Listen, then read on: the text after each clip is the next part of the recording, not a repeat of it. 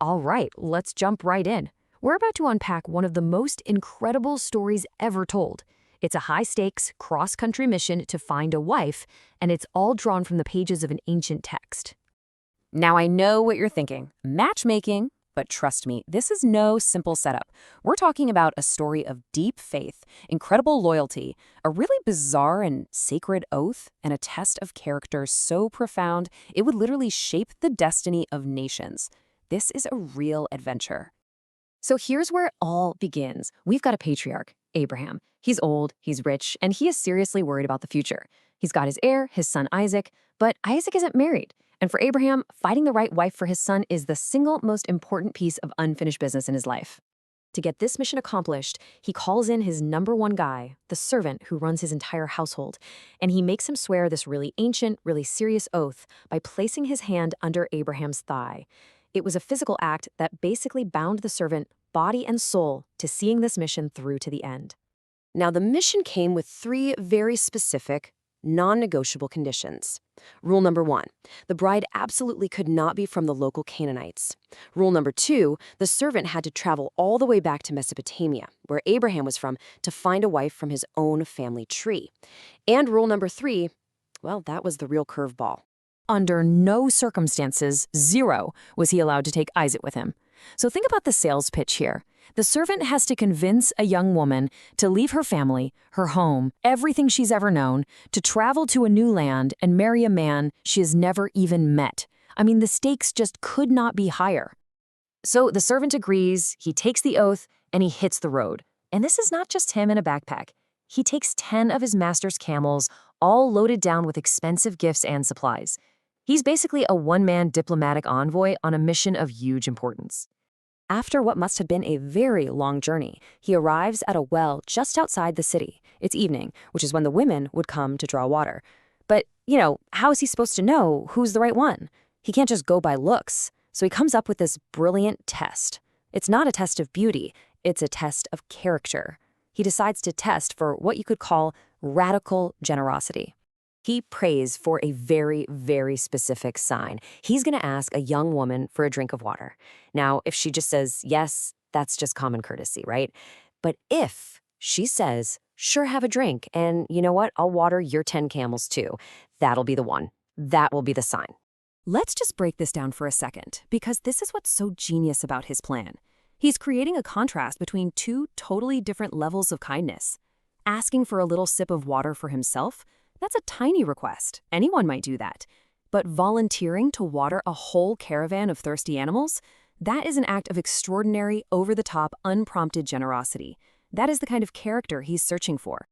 And get this, the text says that before the servant had even finished praying, a young woman named Rebekah shows up, pitcher on her shoulder, walking right toward the well. The timing is just unbelievable.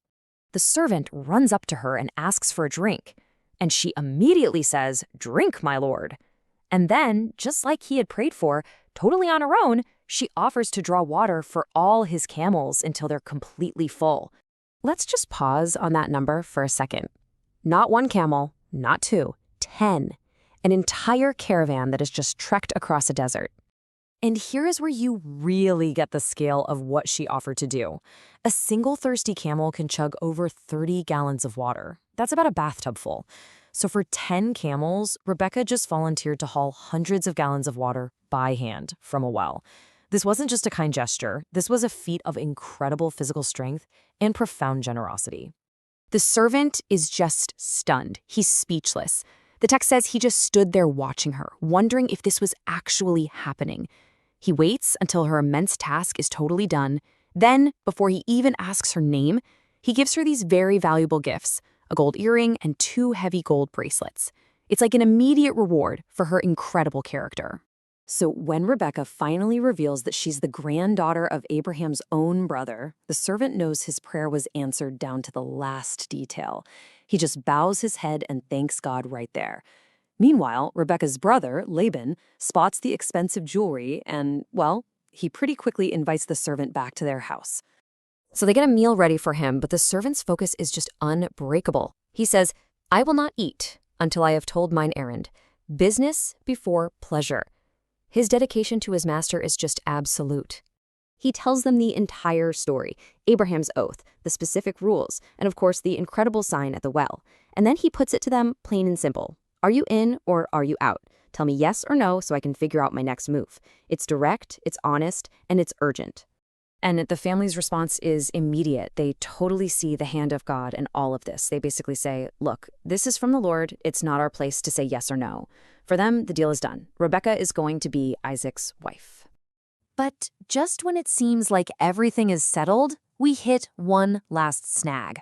The very next morning, the servant is packed and ready to go, but Rebekah's mom and brother ask for a delay. Let her stay with us for just 10 more days. The servant is firm. He says, don't slow me down. The Lord has made my journey a success. So they're at a stalemate. And then, in a move that is truly remarkable for this time period, the family does something radical. They decide to ask Rebekah. They put the final decision about her own destiny in her hands. And the question is so simple, so direct. Will you go with this man? Her whole future, the future of her entire family line, it all comes down to her answer to these 6 words. And her reply is just as direct, just as decisive. I will go. No hesitation at all. It's just this moment of incredible courage. And with that one simple statement, the servant's mission is finally, truly complete. The whole story ends with this very quiet, beautiful scene. It's twilight, and Isaac is out meditating in a field. He looks up and he sees the caravan approaching.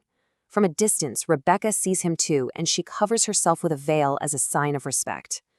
The servant introduces his master, and the quest is over. So what do we take away from this incredible story? Is it about a divine plan where every single detail is perfectly arranged from above?